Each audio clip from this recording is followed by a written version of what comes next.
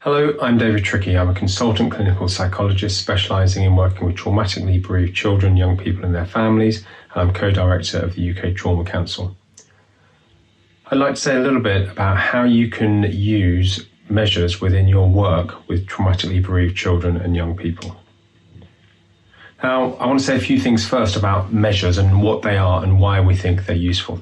Well, one thing to say is that they're predictable. So we know exactly which questions are going to come next, but also the child or young person also knows what questions are going to come next. And that predictability may be particularly important for children and young people who've experienced potentially traumatic events. The measures are focused on pertinent areas. And that's really useful because it helps to keep us on track. It helps to keep us asking questions about the important things and not to stray off and to be curious about all sorts of other things. And in fact, that might be less overwhelming for the child or young person because they know what questions are coming next. They don't think that we may ask them about anything and everything. They know because they can see the questions. They can see which questions are coming next. And in fact, that process can enhance collaboration. Many people are worried that using a measure somehow gets in the way of the collaborative efforts of the session, but actually it can be very collaborative because the young person can see what questions are coming, they can see how you score them up, and you can then feed back in a way that they understand what meaning you've made of those measures.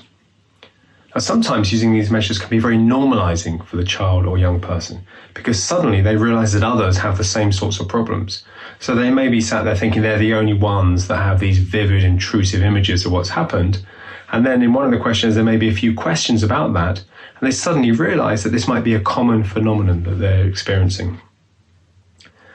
And they can actually be less intense than an actual conversation. Because if you're sat with a young person and you're looking them in the eye and you're asking them all these questions, that can be quite an intense and sometimes overwhelming experience. But with a questionnaire, you've both got a third thing to focus on, and that just takes some of the pressure off. And sometimes these measures can lead to really interesting and useful discussions. So you might ask them at the beginning of a session a question and they may not want to answer it. But actually, as they sort of warm up and as they ease into the session and they start to answer these third-party questions, if you like, that then triggers all sorts of things, all sorts of discussions, and you can then follow up with additional questions. Now, there's some very particular properties about standardized questionnaires that can be incredibly helpful. They are identical every time. And as a result of that, they can provide a numerical value or a score. So you can score the measures up and you may have different subscales and they end up with a number that represents where they are on that particular scale.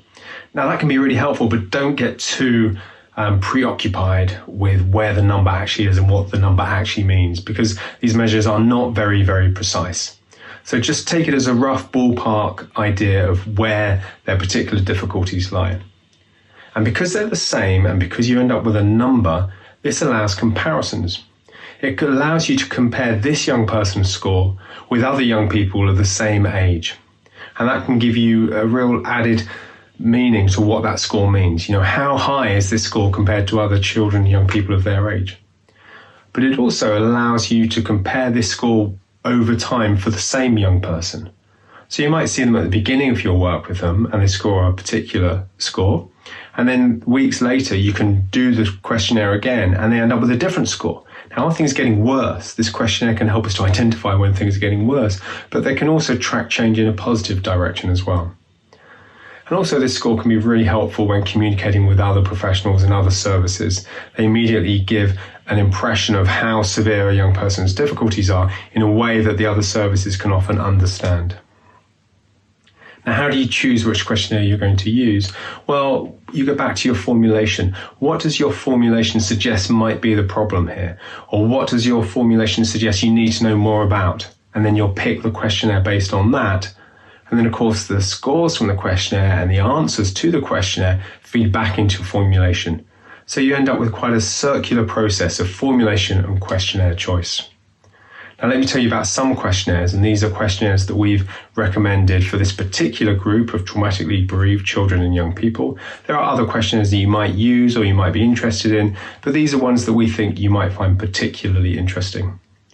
The first is the Revised Child Anxiety and Depression Scale, or the RCADS. Now, this is quite a long questionnaire, and it just looks at the young person's difficulties related to anxiety and low mood. And it really allows you to get more information about that anxiety. What exactly is it they're anxious about? What type of anxiety do they have? And how severe is it compared to other young people and children? There's also a parent version of this questionnaire, so it allows you to have two different sources of information. Then we have the Child Revised Impact of Event Scale, or the CRIES, and this looks at symptoms of post-traumatic stress disorder.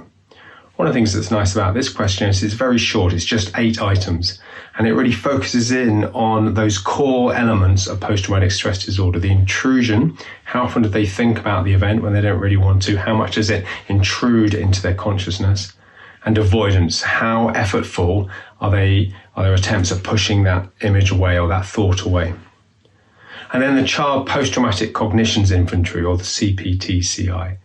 Now, this questionnaire is really interesting because it allows us to begin to look into the child's world. How do they see themselves, the world, and other people? Do they see themselves as vulnerable? Do they see the world as dangerous? Do they see themselves as damaged as a result of what's happened? So this questionnaire is just one way to start opening up conversations about the way they see themselves, the world, and others. So, in summary, measures should be chosen purposefully. You don't just do the measure because it's there or because your service demands it. You do it for a particular purpose. You choose it carefully. You introduce it naturally. So I might be talking to a young person and I might start to talk to them about symptoms of PTSD. And I might say, whilst we're talking about this, I just want to use this questionnaire because it will just make sure I don't miss anything and it will just be interesting because then we can look at the scores over time. What do you think? Will that be okay? And then you bring out your questionnaire and you examine it together and you administer it collaboratively. So then work your way through together, working on this task, and you give them some control. Do you want to answer it? Do you want me to ask you the questions? Do you want to fill it in silence? You choose. You score it carefully. So when you do the adding up to make the score, make sure you don't make mistakes. Once you've scored it carefully, you interpret it cautiously. So you don't get too hung up on what the number is of the score. You don't get too hung up on whether it's below or above a particular threshold. It just gives us a general idea of how high or low a particular score is.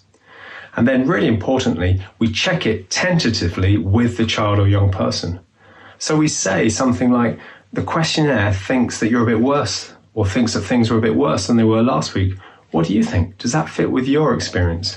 And we feed it back sensitively. So we might say, so compared to other young people of your age, this is a high score. And we just check out with them how they feel about that. So in summary, we choose measures purposefully with a particular idea in mind. We introduce them naturally and we administer them collaboratively. Then we score them up carefully, we interpret them cautiously, we check them tentatively, and we feed back sensitively.